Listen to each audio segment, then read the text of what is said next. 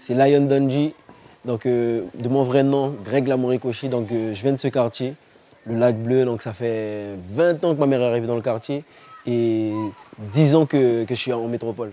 Donc tout a commencé ici, que ce soit les courts-métrages, la musique. Donc ma passion a pris un autre level, comme on dit, ici. Donc famille monoparentale, donc ça a toujours été maman qui gérait la crise et qui m'a toujours donné cette envie en fait de créer et d'être artiste. Parce que malgré moi, je voyais qu'il n'y avait rien. Il n'y avait rien et moi j'avais envie de contribuer à quelque chose et d'apporter un plus.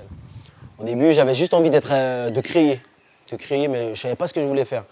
Mais au final, j'étais au collège Albert Land, j'ai fait ma troisième. Et même avant la troisième, on avait des ateliers. J'ai rencontré le cinéma vraiment par hasard parce que j'avais pas le choix. Je traînais pas mal à cette époque-là dans le quartier. Et il fut un temps où j'ai eu des fréquentations. Et il y a eu une histoire de tag au collège. Et on a fini on va dire en garde à vue, on a fini parce que bon, ça s'est pas bien fini, la police nous a chopés. Et quelques temps après, il y avait les vacances de Pâques, je pense. Et j'avais le choix de soit partir au Suriname chez ma grand-mère pour les vacances, soit faire des ateliers à l'école ouverte. Et moi, à la base, je voulais rien faire de spécial parce que moi, rien ne m'intéressait. Moi, j'avais juste envie d'être dans le quartier, jouer au football. Et vu que ma mère, elle avait pas du tout kiffé ce petit problème qui s'était passé, donc j'ai fini à l'école ouverte.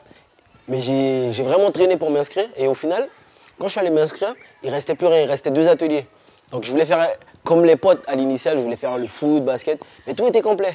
Il restait juste 2 ateliers. Il restait danse traditionnelle. Et à ce moment-là, il ne fallait pas me parler de danse traditionnelle et l'atelier vidéo. Au début, ça ne m'intéressait pas du tout. Je me suis dit, c'est quoi ça? Je me suis dit, putain, je vais me faire chier. Et quelques temps après, je me suis rendu compte que, hey, ah ouais, quand même. J'ai commencé à prendre goût à la vidéo, à manier la caméra, à toucher les logiciels de montage. Et avec les gars du quartier, on s'est chauffé, on a dit, allez, on va monter un projet. Et depuis qu'on a commencé à l'école ouverte, ça ne s'est pas arrêté. C'est bon, on se casse. Des groupes, hein. Monsieur Lamorikoshi, vous vous permettez d'arriver en retard et ça dort dans mon cours. Vous vous levez, posez votre carnet sur la table et dehors. Avec Cédric, on discutait, on avait d'autres idées. Et on s'est dit, on va aller voir DJ. Et par ce biais-là, on a discuté et je lui ai dit que j'ai un projet, j'ai une idée, j'ai un film. On a écrit quelque chose. Alors qu'à l'époque, j'avais rien du tout. Et je savais très bien qu'il savait que j'avais rien de concret.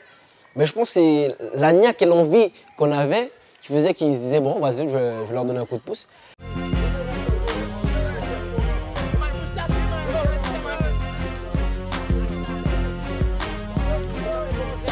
Donc à partir de Preuve d'amitié, j'ai senti vraiment, avec les retours que j'ai eu des autres, j'ai senti qu'il se passait quelque chose.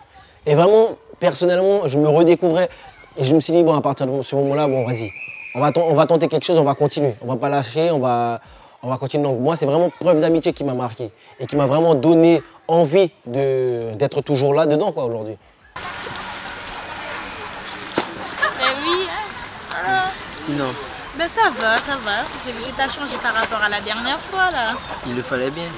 Avec les profs de techno, ils avaient monté une radio. Et nous, on faisait partie des animateurs qui préparaient les voix off et qui préparaient les playlists. Et on allait avec des instruments qu'on chopait partout.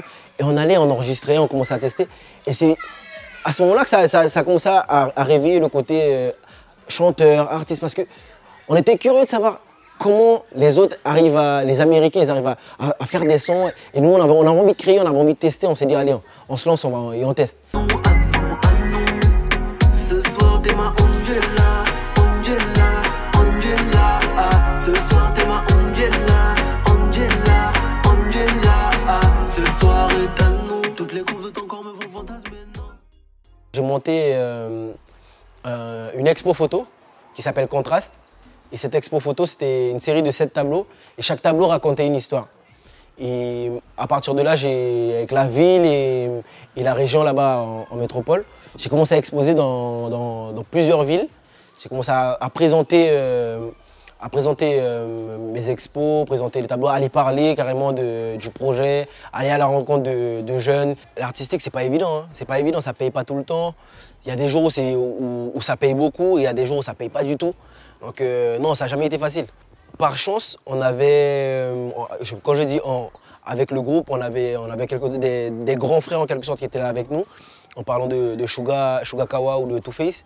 Ils nous ont beaucoup aiguillés, conseillés, ils nous ont beaucoup, en quelque sorte, drivé sur faites attention à ci, ça. En quelque sorte, ils nous ont transmis leur expérience pour montrer que c'est pas facile, mais si on fait les choses intelligemment, il y a des difficultés qu'on peut éviter. J'ai eu des très bons moments, comme avec le groupe, on a gagné un Lendor pour le meilleur album, par exemple. Donc, quand tu arrives à des étapes comme ça, tu te dis, ah ouais, quand même, je le fais pas pour rien. Je vois que ça paye, je vois que mon travail est reconnu et que on voit mes expos photos et qu'on m'invite partout, on me sollicite. Et il y a d'autres moments où personne t'appelle. Ou même toi, tu vas toquer à des portes et on te dit non, on n'a pas besoin de toi. Et tu te poses beaucoup de questions, tu te dis ah ouais, quand même, est-ce que je ne dois pas penser à faire autre chose? Mais quand on aime et quand on est artiste, moi je pense que les sacrifices, ça fait partie du jeu. Donc il faut s'accrocher en tout cas. Mon objectif, c'est de revenir et de contribuer au changement et d'amener un plus. Et d'amener un plus pour faire évoluer le territoire et faire évoluer et faire émerger d'autres talents. Parce qu'on ne va pas rester éternellement au devant de la scène. L'objectif aussi, c'est à un moment donné de redonner le flambeau parce qu'à mes débuts, on m'a donné le coup de pouce. Et l'objectif, c'est pouvoir redonner ce coup de pouce à un moment donné. Je vis musique à fond, je vis vidéo à fond. Et parfois, ça pose problème avec ma famille, avec mes proches, avec mon entourage. C'est le sacrifice que je fais pour être un artiste. Mais en même temps, mon entourage ne le vit pas forcément super bien. Après, ils sont contents, ils m'encouragent, mine de rien. Ils m'accompagnent, que ce soit ma mère, les amis, les copains. Ils m'accompagnent, ils m'encouragent, ils me disent ouais, continue, lâche pas. On voit le parcours, on voit le début, on voit aujourd'hui, continue. Parce que j'ai des gens autour de moi qui m'accompagnent et qui m'encouragent, ça me permet d'exister toujours et d'être artiste. Donc c'est vraiment ça qui est le plus important. Parce que si tu n'as pas du soutien, c'est vraiment compliqué. Et en plus, si ton entourage ne t'accompagne pas dans vas-y, fais, sois cet artiste-là, parfois ça démotive un peu. Mais par chance, moi, j'ai ça autour de moi. Même si ce n'est pas facile pour eux, j'ai ça autour de moi et j'essaye quand même d'allier les deux. Mais ce n'est pas évident.